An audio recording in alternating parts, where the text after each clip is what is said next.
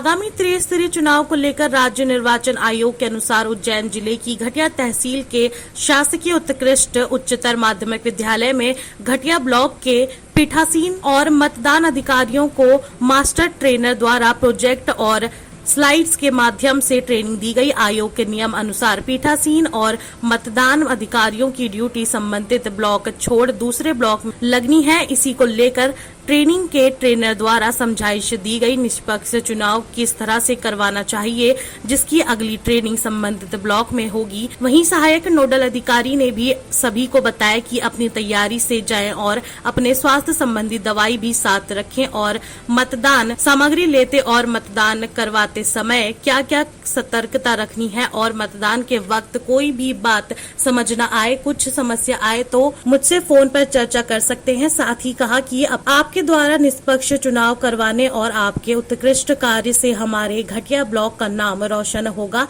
ऐसी आपसे अपेक्षा रखता हूं। घटिया से ताहिर मंसूरी की खास रिपोर्ट।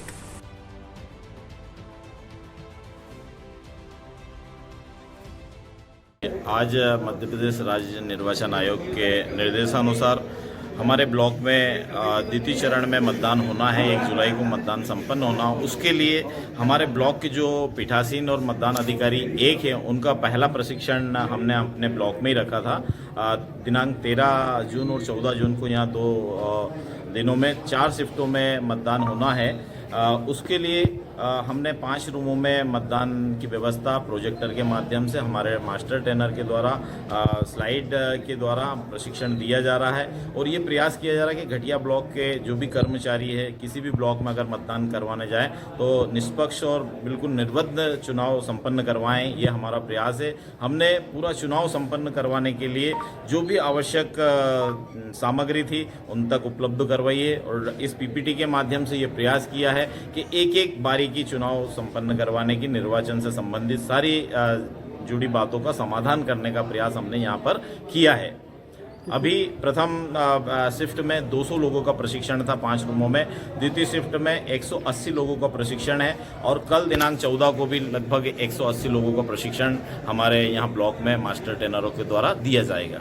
कुल कितने लोगों का प्रशिक्षण? 476 लोगों का प्रशिक्षण 2 दिन में हमें संपन्न करवाना है यहाँ पर।